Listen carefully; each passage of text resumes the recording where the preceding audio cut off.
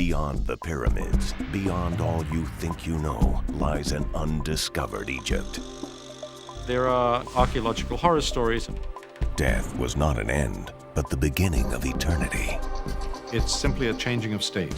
It was an underworld that rewarded the worthy, but the wicked had cause to beware. What awaited was every Egyptian's greatest nightmare. Now, Peter Woodward guides you through an Egypt few are privileged to see. Egypt beyond the pyramids.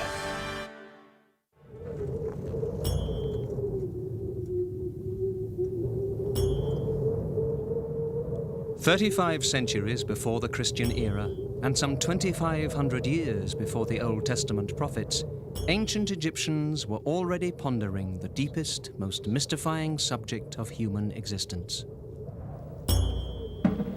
All societies struggle with the greatest mystery of life, death.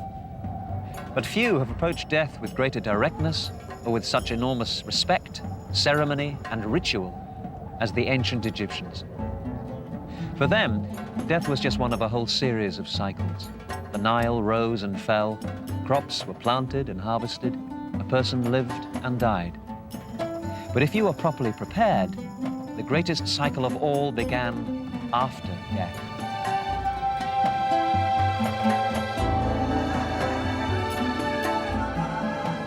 From the dawn of their history, Egyptians believed strongly in the concept of an afterlife, an existence which could continue for eternity. For these early people, death was simply a transition. In ancient Egypt, death was ever before the people, because to them it wasn't the great end that it is to us. It's simply a changing of state.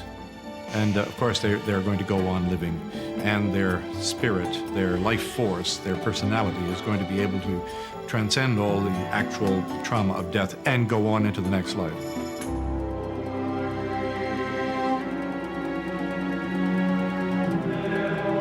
The Egyptian concept of eternal life was somewhat different than that of the Christian cultures which would follow in later centuries. Egyptians were not hoping for a better life, some celestial paradise after death. They simply wanted a continuation of the life they knew and loved here on Earth. An enormous amount of energy in Egyptian society was taken up with the rituals surrounding death. In studying these ancient rites, archaeologists try to learn not only how people died, but, hopefully, more about how they lived.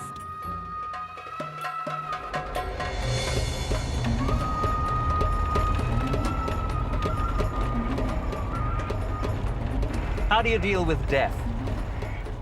It's the old question.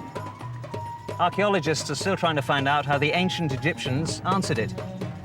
We're picking our way through some rice paddies, here in the Nile Delta, on our way to an excavation of a very early burial site. It's Old Kingdom, 4,500 years ago. Dutch Egyptologist Willem van Haarlem is leading an international dig there. And if we don't break an axle as we go along, then we're almost there.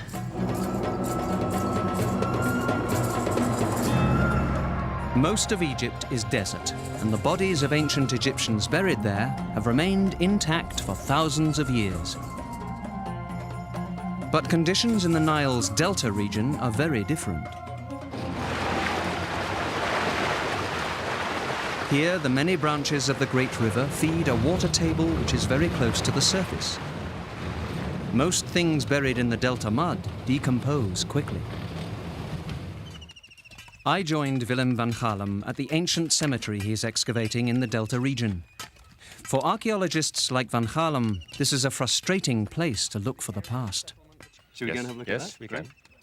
But I was lucky enough to arrive on a day when a body from an early grave was being removed for study. Willem introduced me to Alexei Kohl, a specialist in human bones from Russia. So, Alexei, tell me what you have here. What sex is this skeleton? We know that it was a male about 25, 35 years old. And we didn't observe any trace of disease on his bones. So this was quite a healthy person? Yes, quite healthy. So here we have the legs, and this is the pelvis area? Legs, pelvis, you can see arms here. And the ribs? Here. Yes, ribs, yes. And this is the skull? Yes, this area? this is the skull, and you can see the jaw here, and With the teeth? And 13 beats.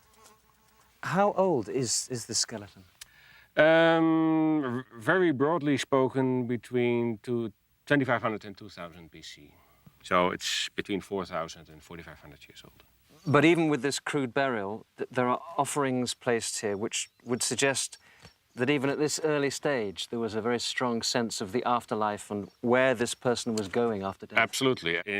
These vessels probably contain some kind of foodstuff.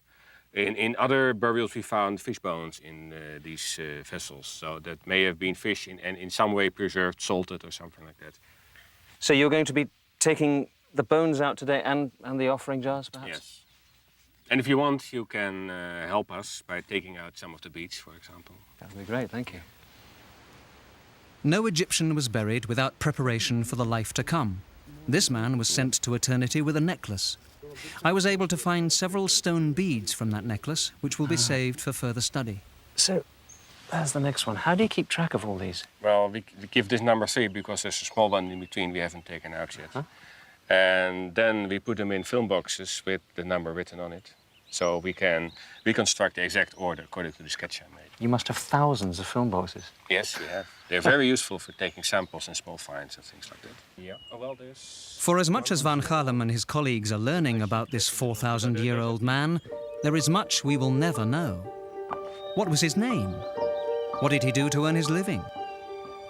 Did he have a family? What we can be sure of is that he hoped he could find his way to eternal life. But moving from the world of the living to the everlasting life of the dead was not automatic. It was a complex and highly ritualized event which could only be successfully negotiated by those who had lived a moral life. And even they had to be prepared to overcome many obstacles. Passage to the afterlife occurred in a region the Egyptians called the underworld. And presiding over this deeply mysterious realm was the great god Osiris. The spirit of the dead person was taken before Osiris and a court of 42 other judges. Here the spirit was asked a complex series of questions or riddles about his or her life. Giving the correct answers to these riddles was vital to gaining the afterlife. They had to pass a moral and ritual test before they could enter the afterlife. There was a judgment of their moral and ethical value. They then had to become empowered with magic in the afterlife so that they could defeat the many dangers which existed there. The most critical part of this examination was known as the weighing of the heart. In this ceremony, the heart of a deceased candidate was weighed against a feather. If the heart balanced the feather, the person could enter the afterlife. With so much riding on such tests, it was only natural the ancient Egyptians would look for help. While the physical body was being mummified and entombed, the spirit was undergoing its great journey through the underworld in the hope of being reborn in the afterlife. Now, there were maps, guides to this journey. They're commonly called the Book of the Dead, and it's parts of that you'll find on the walls of every tomb. They were directions, instructions to the departed spirit. Sometimes these funerary texts go to the extent of either describing or even providing a map of what the afterlife is like and what are the routes through the afterlife. And that's very important because the routes are very dangerous to follow.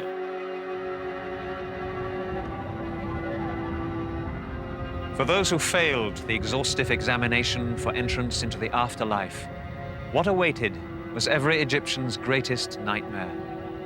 Those who were judged unworthy were cast into hellish pits and tortured.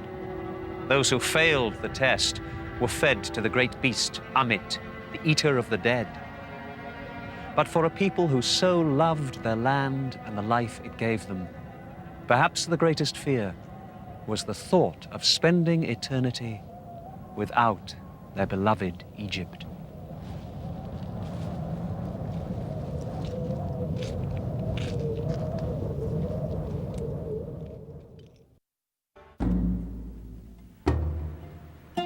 His name was Maseharti, general of the army, high priest of Amun-Re, and one of the sons of the pharaoh Pinedjem I. He suffered from severe headaches.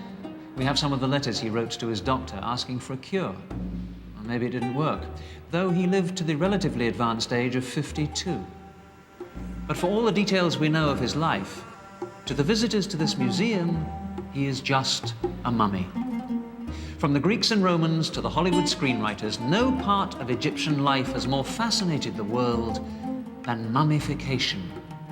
And this is a very successful example, which means that as far as Maseharti is concerned, he is still alive.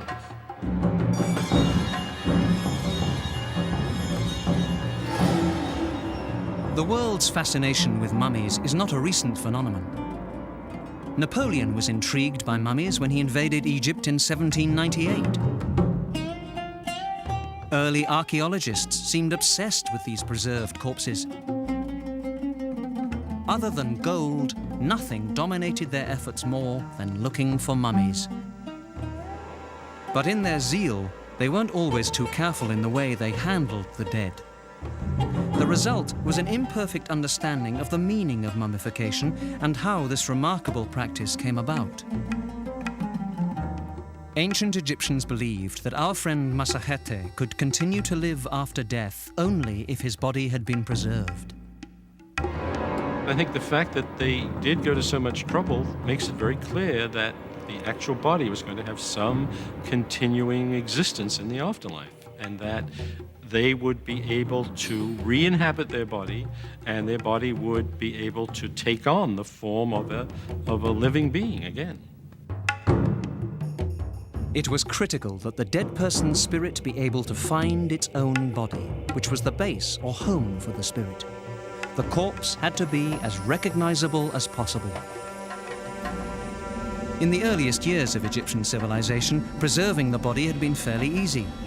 The dead were simply buried in shallow pit graves. The hot desert sand ensured that the body tissues dried out before the corpse could rot. But as Egypt became more sophisticated, people began to want a resting place that was more than just a pit in the sand. By 3400 BC, upper-class Egyptians were being buried in tombs above the ground. But without a bed of dry sand, their bodies decomposed. What was needed was a better method of preservation, because without the body, there would be no chance of an afterlife. It took the best part of 1,000 years, but what evolved was a highly complex system of mummification. The earliest methods entailed little more than wrapping the body in linen and covering the linen with a liquid resin. But as time passed, it became apparent to Egyptians that, like all organisms, the human body's internal organs were the first to decay. By the 4th dynasty in 2600 BC, they began removing these organs, and true mummies at last appeared. The process became progressively more sophisticated until it reached its peak in the New Kingdom, some 1,500 years before the Christian era. Making a mummy began with evisceration. The brain came out in small pieces through the nose. The stomach, lungs, liver, and intestines were taken out through a small incision. Each of them was placed in a special canopic jar, just like these. These jars were then stored close to the mummy so that the spirit could recognize his or her spare parts. Not all people were mummified in the same way. Like a car buyer being offered a choice between leather or fabric seats, 6 or 8 cylinders, the family of the dead in ancient Egypt could choose what sort of mummy they wanted. Both the lower and the upper classes all hoped to preserve the body to the best of their abilities, but of course it was a matter of economics, so lower classes couldn't necessarily afford detailed mummification. There were different levels of mummification in Egypt, even though most mummification was only available to the better off people anyway. But within that group, there were less expensive and more expensive means of doing it. And obviously for a pharaoh, he would have the very best processes available. For the pharaoh's body, the act of mummification was an exacting process which lasted some 40 days. The most precious ingredients were used to anoint the body. Resins from pine and juniper trees were carried from the land of present-day Lebanon.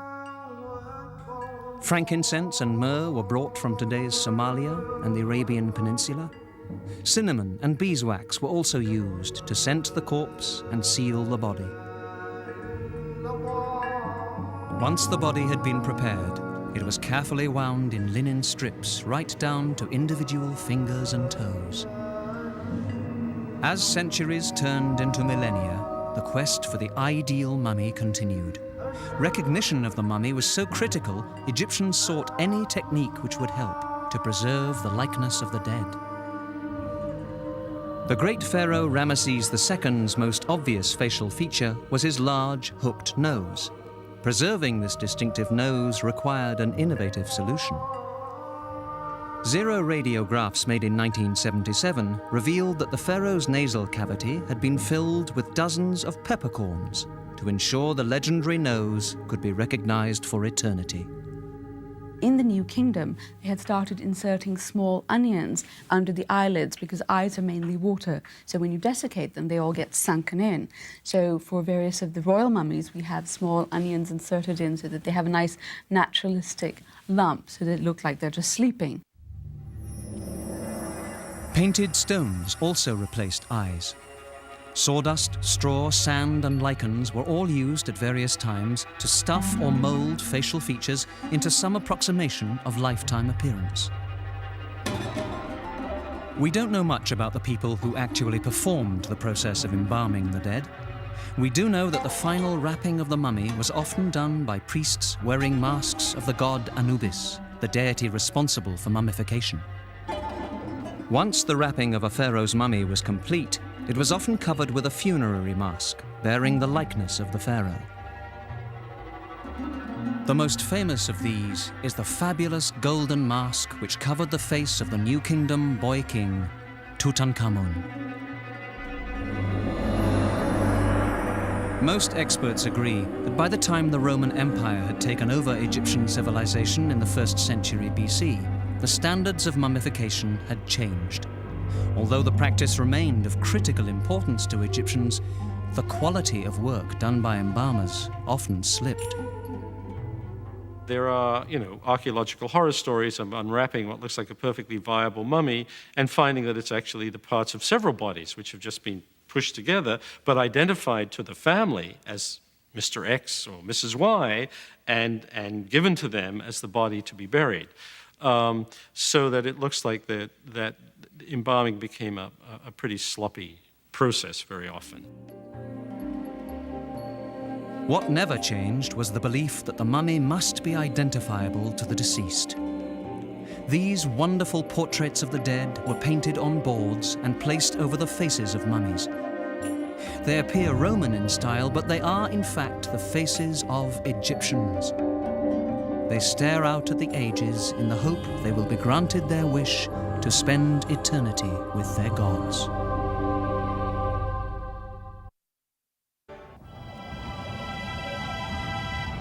Just as the process of mummification had slowly evolved, so did Egyptian attitudes about where to bury their loved ones. The earliest Egyptians had been buried in the sand. By the time of the first pharaohs, the concept of death and the afterlife had become more sophisticated, and Egyptians began to look for better ways to entomb the dead. Over 3,000 years before the Christian era, Egyptian attitudes towards burial began to change. Simple pits in the desert were no longer seen as adequate. What was needed was a more permanent, substantial home for the dead. A structure with space for all the things that the dead would need on his long journey through to the afterlife. And a space for offerings and food for his refreshment. The kind of tombs which evolved are known today as mastabas. They were simple rectangular structures with a single burial chamber. Groups of mastabas became cities for the dead. As funerary practices became more complex, so did the mastaba tombs. Egyptians believed that as long as the dead was honored and his name repeated, that person remained alive. Separate chambers were added to the mastabas where friends and loved ones could pay homage to the deceased and offer prayers in his name. For Egyptians, the dead person's spirit frequently returned to the body to rest and take refreshment. So food, water, even wine was brought to the mastaba for the deceased to enjoy. Hundreds of mastabas were built here on the Giza Plateau. All around us are buried the high officials and attendants at the court of the pharaohs. Most of these tombs were excavated in the 1930s, but some remained hidden. Dr. Anne Roth of Howard University is leading a team here to explore this whole field of mastabas. They're trying to find the missing tombs and to learn more about the burial practices of the Old Kingdom. Mastaba tombs, like the one I'm sitting on, were built in the Old Kingdom period and even earlier as sort of artificial mounds that would cover the body of the dead person. And we're coming back to some tombs that were excavated mostly in the late 1930s, and trying to find out, by looking at them a little more carefully, if we can trace the activities of the people who built them and the people who owned them and the people who worked here as priests and the people who visited here as tourists, and really sort of reconstruct the life in the cemetery. So this is one of the mastabas that you've been re-excavating? Not this one, actually, the one over there. Brad spent a couple days clearing off where this mastaba had fallen down over this one, and immediately when he started clearing the actual surface of the mastaba itself, he found first one burial chamber and then another. And these are unusual because they don't seem to have shafts above them. We haven't quite figured out how they got into them. They may have actually buried the people and then built the whole mastaba over the top of them. So Brad, hi, you've been busy. Yes. Tell me what you found here. Well, when we first opened the chamber, there was the top of a skull, so we knew that there was a burial here. This one is apparently a rather young woman, perhaps somewhere around 18. And we can tell that from the way that the bones have not quite completely fused. As you grow, of course, bones change. The burial here is only one of two burials that we think we've got in this tomb. We were looking for the shaft of that, and while we were looking for the shaft, we ran across a second one, which I think you're about ready to open, aren't you? Yeah, I think so. This body is partially excavated, but in this other spot, we have probably a complete burial. It's extraordinary. May we have a look? Allison, we've got another body for you. Can you see anything down there? I can see a skull. Would that be a tibia or a leg bone? Yes, it's a leg bone. What will you do now in order to uncover the skeleton? Well, I'll do a lot of sweeping, trying to carefully not move the bones. The problem with these burials are, as you've noticed, it's a very small space. Basically, it does look disturbed. Mm-hmm. It's to say the least. possibly female. The bones are pretty small, clearly an adult. All right, we'll have to dig it out and find out what it is, who it is. Great. Great, Mabruk. Another body. Excavating bodies is a sort of scary thing to do, actually, because they are people, and we have to remember they are people, and we try and treat them with a lot of respect. We had one body that was found with the hands underneath the head, and the hands were resting on a little stone pillow. It tells you almost something about their personality, and there's a real sense of connection with these ancient people that were buried in these tombs. This is the skull of a woman who died about 4,400 years ago. She was between 30 and 39 years old, probably about 35. And so dying at that age was not uncommon. She's been kind of interesting. She has an active dental abscess. The abscess, you can see it here. It's in her left first molar, and you see these two holes here. Probably very painful and possibly related to her death. It is possible to die from an untreated dental abscess. The Egyptians had a very high rate of tooth wear because they ground their grain on stone grindstones, and that put a lot of grit into the flour, and there's a lot of ambient dust. And so you can imagine that a lifetime of eating bread made that way, it's like chewing on sandpaper. Through their work, Anne Roth and her colleagues may be offering the ancient people they study the eternal life they so desired. We hope we make them live longer by studying them and telling something about their lives, because the ancient Egyptians believed that part of your soul was what other people thought of you. So by forming these human connections with these dead people again, we hope we're atoning for any disrespect that we may be showing to their bones. The bones contained in these mastabas at Giza belonged to common middle-class people. But even for pharaohs, death at last arrived. Egyptians believed that when their king passed on, he joined the great god Re to endlessly carry the sun across the sky in a celestial boat. To make sure the pharaohs had a craft at their disposal for this important journey, boats such as this were sometimes buried near the royal tombs. At first glance, this would seem to be an unlikely spot to find such a royal boat, much less a fleet of them. These huge walls are almost all that remain of a vast complex of mortuary temples. They were built in the desert near the ancient town of Abydos to honor dead kings who ruled Egypt almost 5,000 years ago. It was here in 1991 that Dr. David O'Connor of New York University's Institute of Fine Arts made a startling discovery. The first of a number of boats buried just outside these walls. New discoveries were being made even as I arrived. Matthew Adams is Associate Director of the project. He explained how these ancient vessels were first found. We noticed initially in our work there were some very unusual walls poking up out of the sand just in this area. Let me show you. I can see them, yes.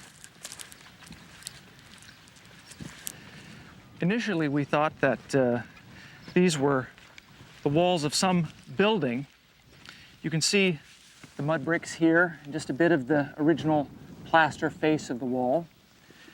But they had these unusual shapes at the end. Here's a corner, and the end comes around and is curved, rounded. So what was the answer to the mystery? The answer to the mystery is that these walls were built to contain wooden boats.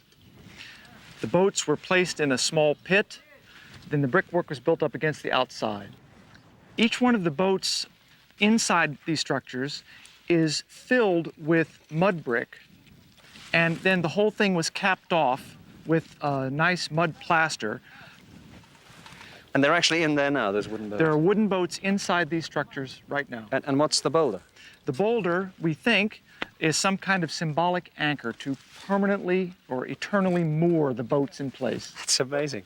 So what you have here is walls surrounding an actual wooden boat, and this is the prow or the stern of the boat? We're not quite sure whether it's the prow or the stern, which end is the front or the back. Clear shape, though, isn't it? Very clear, yes. How long is it altogether? The longest is about 90 feet by about 10 or 12 feet wide. 90 feet? 90 feet. These would be substantial things, wouldn't they? Very substantial craft. It's a big job clearing away the tons of sand which cover these boats. After that, the plaster caps must be carefully removed, and one can begin to sense what these boats once looked like.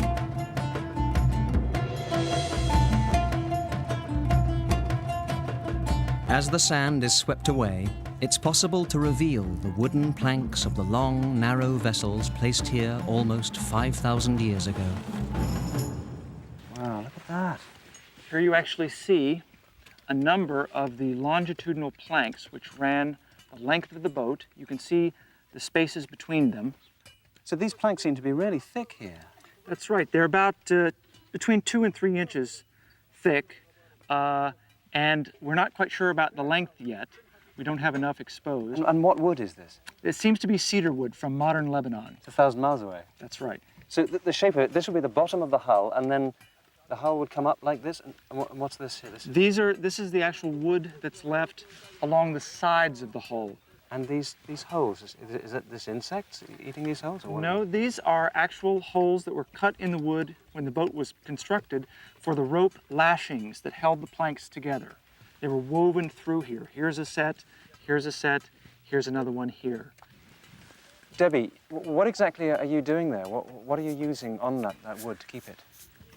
Well, after the wood is exposed, we consolidate it immediately using an acrylic resin.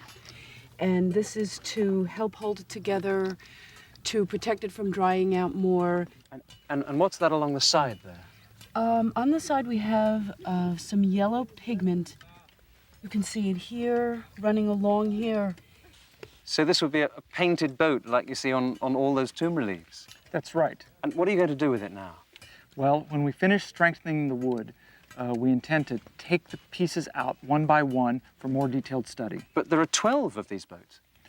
That's right. We're only dealing with this one now. And we thought for many years that there were only 12, but we got a surprise just a few days ago. Let me show you. So you knew that there were 12 boats here? That's right. And just behind you, you see boat number 12. And until just 2 days ago, I would have sworn that there were no more than 12. But then our excavations this year showed this line of brickwork coming up, and this is boat number 13. But, I mean, there could be lots more of these. You could have hundreds of boats stretched right the way along the desert here. It's possible, yes. Basically, what you have here is an ancient marina complex. We have a royal fleet moored in the desert. Egypt's secrets are still being revealed. Not long after I left Abydos, a 14th boat was found. Together, they are the world's oldest. This royal fleet of boats, which Matthew Adams and his colleagues are trying to save, was buried near the mastaba tombs of early kings. After centuries of using the simple mastaba, burial customs had become more complex. By 2700 BC, Egypt's kings were ready to build tombs on an even greater scale.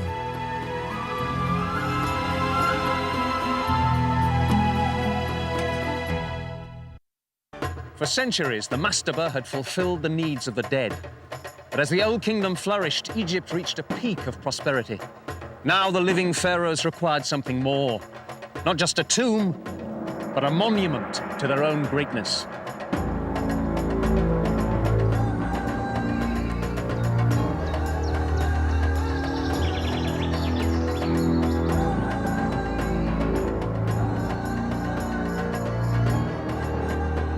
Some 2,600 years before the Christian era, Egypt's pharaohs created the greatest tombs the world has known.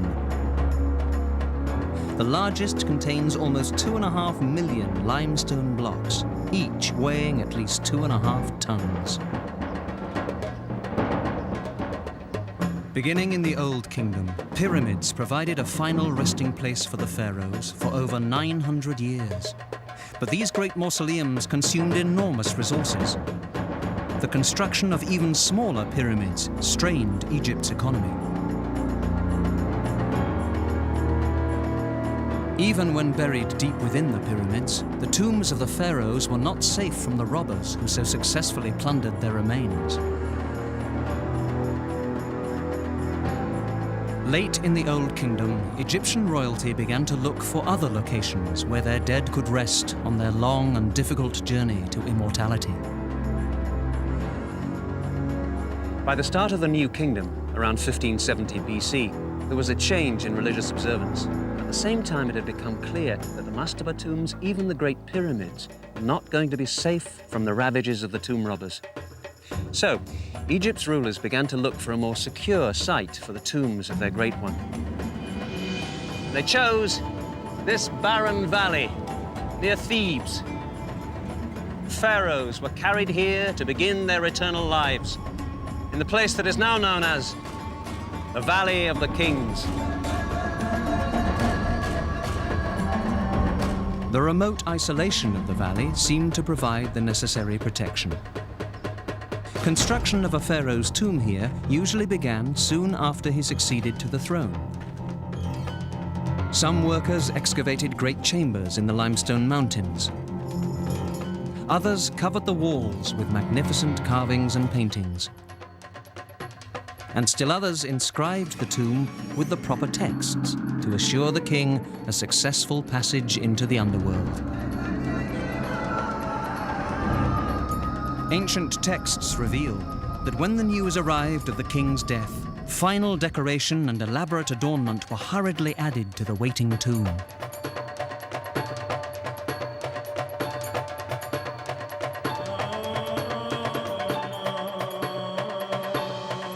After mummification, the pharaoh's body was carried up the Nile by boat.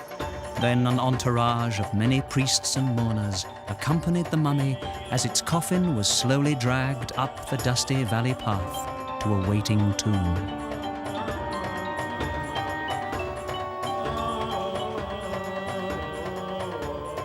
It would have taken many days of ritual and ceremony to bring the mummified body of the pharaoh from the banks of the Nile here to the entrance of the tomb. Since the day the pharaoh died, there will be frenetic activity preparing this place. Now at last, the final act of the king's life would begin. The smell of incense and the sound of chants would fill the air. Priests would lead the procession into the tomb, followed by the mourning royal family.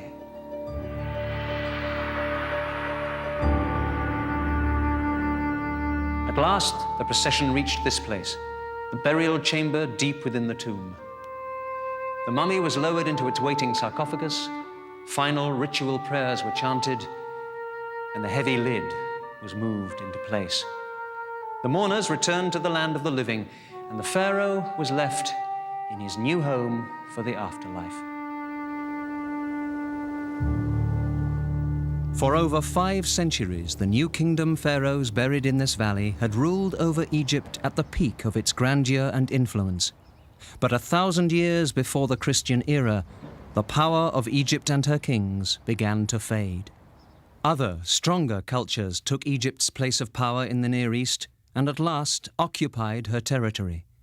Persians, Hellenistic Greeks, and finally Romans controlled the land of the pharaohs. Surprisingly, none of these invaders imposed their religions. Egyptians continued to worship the old gods, and attitudes about death remained remarkably unchanged, a fact dramatically illustrated by a recent discovery.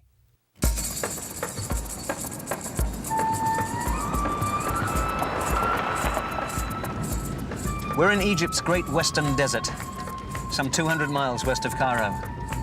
It's not a place for a flat tire. It's over 100 degrees out there. Driving across this place, it seems impossible to believe there's anything between here and the Libyan border except heat and lots of rock and sand. But that's not quite true. There are certain places where depressions in the desert floor make it possible to reach down and tap vast supplies of water. The result is 5 lush oases. We're driving towards one now, Bahariya, where the Egyptian archaeologist Zahi Hawass is overseeing work on an incredible discovery. When Egypt was part of the Roman Empire, the vast oasis of Bahariya was a thriving community of 10,000 people. The oasis in the 5th century BC was famous for its dates and wine. Today, it is famous for a donkey accident. In 1996, a workman was riding his donkey here in the Bahariya oasis. Suddenly, the animal's leg broke through the crust of the desert floor. There was a hole He looked in it, and there were mummies, lots of them. They were the first of what may prove to be the greatest cache of mummies ever found. Almost 4,000 years after the ritual of mummification began, these mummies look a bit different than earlier examples. Most have no coffin. Instead, their faces are covered with a papier-mâché-like mask called cartonnage. But the importance Egyptians placed on preserving the body for the afterlife was unchanged. The gilded cartonnage of these faces has given this place its name: the Valley of the Golden Mummies.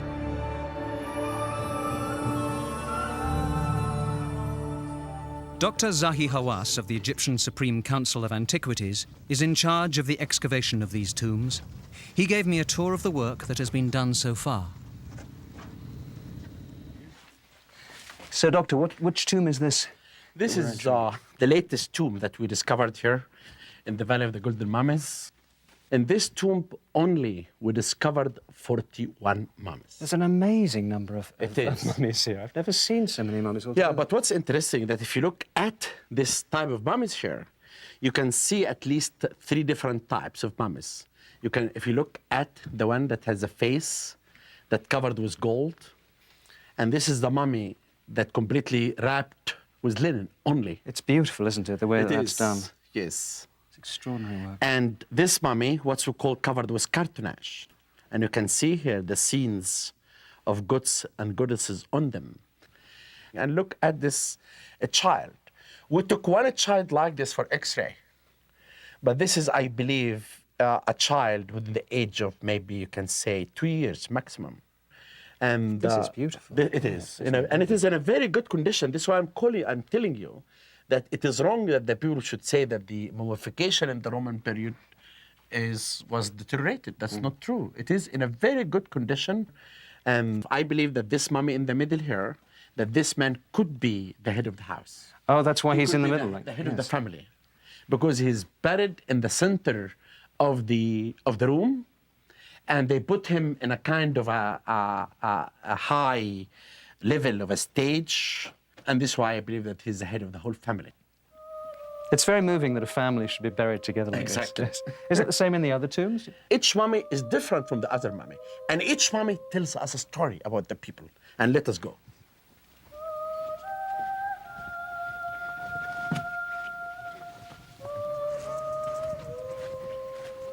Into another tomb. Yeah. How many of them are there that you've found so far? We found in all the tombs until now 207 mummies. 207 mummies.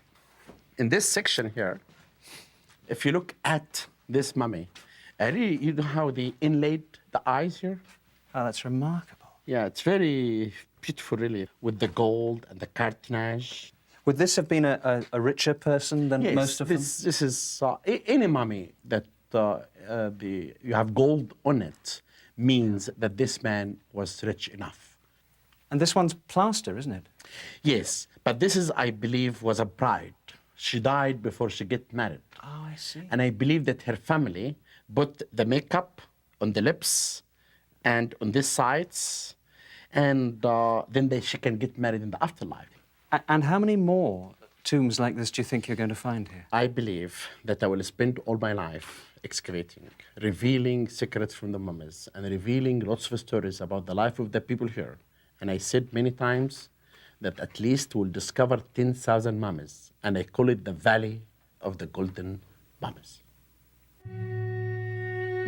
It is easy to think of the act of mummification as pertaining only to the great pharaohs. It is their tombs that have attracted so much effort and attention from archaeologists. But the tombs at Bahariya are filled not with royalty, but with common people. A father buried with his child resting on his chest. A woman gazing at the mummy of the man she loved. They remind us that the average citizens of ancient Egypt also sought to cheat death's corruption of the body. For most of 4,000 years, mummification was an important part of Egyptian family life.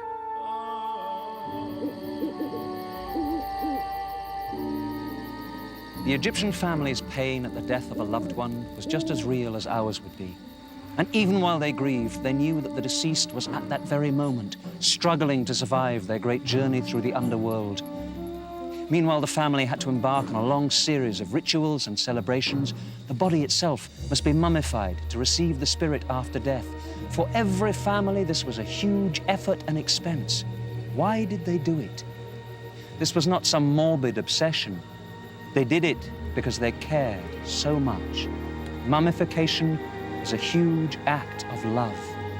They absolutely believed that death was not the end of life, but the beginning of eternity.